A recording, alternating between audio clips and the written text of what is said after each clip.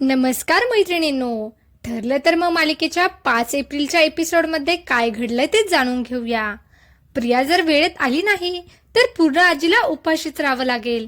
या विचाराने सायली किचनमध्ये गावरान तुपातला शिरा बनवायला घेते. तर पूर्ण आजी मात्र माझी लाडकी नाचून प्रिया नक्कीच घरी लवकर परत येईल. तिने मला शब्द दिलाय, ती माझ्यासाठी गावरान तुपातला शिरा बनवेल म्हणून अडून बसलेली असते. कल्पना तिला समजावण्याचा प्रयत्न करते. तन्वी जर वेळेत नाही आली तर तुमच्या औषधांच्या वेळा चुकतील. परंतु पूर्ण आजीला पूर्ण विश्वास असतो की तन्वी वेळेतच येईल. इकडे परफेक्ट सून सायली मात्र पूर्ण आजीच्या आवडीचा शिरा बनवते आणि आजींना द्यायला येऊ लागते. तर कल्पना पुन्हा पुन्हा तन्वीला कॉल करते, पण तन्वी फोन उचलत नाही. पूर्ण आजी मेरे कारण अर्जुन आएंगे सारखं माझी नाचून येईल, माझी नाचून येईल हाच पाडा वाचत असते. सायली शिरा घेऊन पूर्ण आजीच्या रूम मध्ये जाणार इतक्यात प्रिया तेथे येते आणि म्हणते, तू कुठे झालीयस? सायली तिला चांगलंच झापते की तू पूर्ण आजींसाठी शिरा बनवणार होतीस ना, मग एवढा उशिरा का आलीस? मी त्यांच्यासाठी शिरा बनवलाय. तर प्रिया म्हणते, त्या तुझं तोंडही पाहणार नाही, त्यापेक्षा शिरा माझ्याकडे दे, कमीत कमी त्या खातील तरी.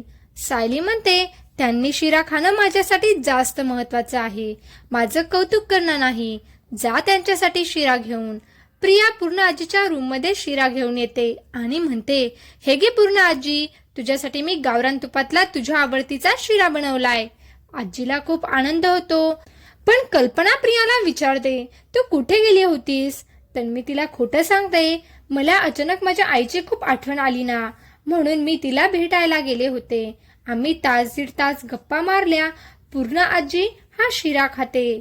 तर तिला संशय येतो की हा शिरा तन्वीने बनवलाय का, आणि ती तन्वीला जाब विचारते, हा शिरा खरंच तू बनवलाय का? प्रिया चांगलीच घाबरते आणि म्हणते, हो मीच बनवलाय. पण काय झालं? तुला चव वेगळी लागतेय का? माझ्या आईच्या हातची चव वाटते का? पूर्ण आजी म्हणते, हो ग, अगदी प्रतिमानेच हा शिरा बनवलाय असं वाटतंय. प्रिया सांगते, मी आईकडे गेले होते ना, तेव्हा तिच्याकडून रेसिपी शिकून घेतली की तू कसा शिरा बनवतेस. कारण मागच्या वेळेस मी उपमा बनवला तो तुम्हाला आवडला नव्हता ना. आपली नाचून ही किती गुणाची आहे असा विचार करून पूर्ण आजी हा शिरा संपवते आणि तिला काही पैसे गिफ्ट म्हणून देते. प्रिया हे पैसे घेऊन बाहेर येते आणि सायलीच्या हातात शिऱ्याची खाली प्लेट ठेवून म्हणते, पाहिलंस का, मी पूर्ण आजीची लाडकी नाचून आहे, त्यामुळे माझ्या हातून तिने शिराही खाल्ला आणि मला बक्षीसही दिलं. सायली म्हणते, आज तू खोटं बोलून त्यांना शिरा खाऊ घातला, परंतु जेव्हा त्यांच्यासमोर उद्या तुला खरोखर शिरा बनवावा लागेल तेव्हा तू काय करशील?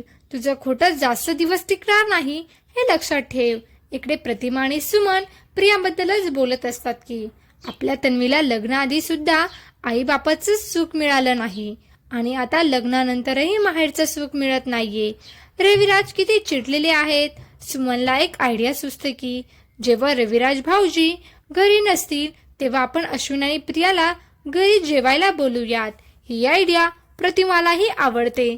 सुमन लगेचच तन्वीला कॉल करते. सुभेदाराच्या घरी सगळेजण जेवण करत असतात. सुमनचा प्रियाला फोन येतो. प्रिया फोन उचलत नाही. तेव्हा कल्पना तिला फोन उचलून स्पीकरवर ठेवायला सांगते.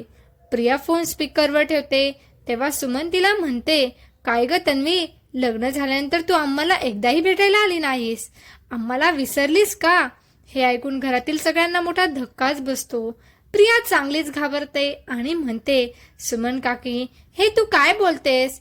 आज मी घरी भेटायला आले होते ना आईला.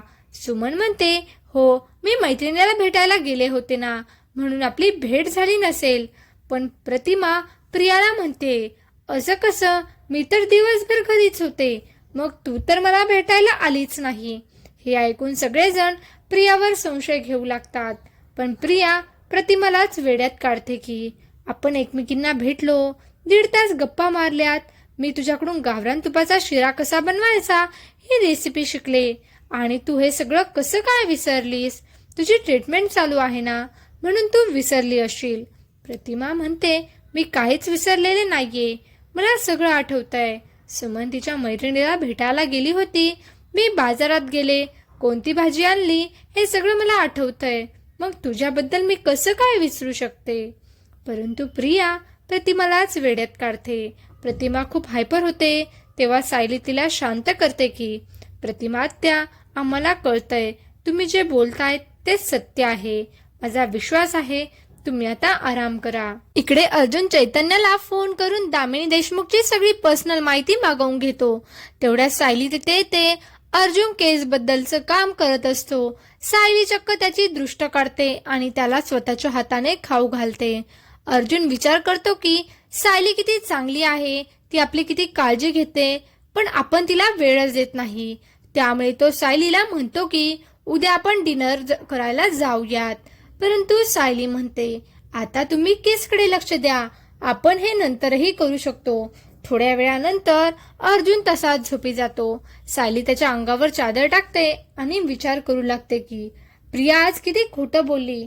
त्याचबरोबर दामी देशमुख आणि महिपत काय विचार करत असतील याचाही ती विचार करते. आणि आपण एकदा प्रियाचं स्टिंग ऑपरेशन केलं होतं हे तिला आठवतं. पुढील एपिसोडमध्ये आपण पाहू की सायली प्रियाच्या रूममध्ये मोबाईल ठेवून तिचं स्टिंग ऑपरेशन करणार. मग आता पुढे काय होईल हे जाणून घेण्यासाठी व्हिडिओला लाईक करा, शेअर करा आणि चॅनलला सबस्क्राईब करायला विसरू नका. खूप खूप धन्यवाद.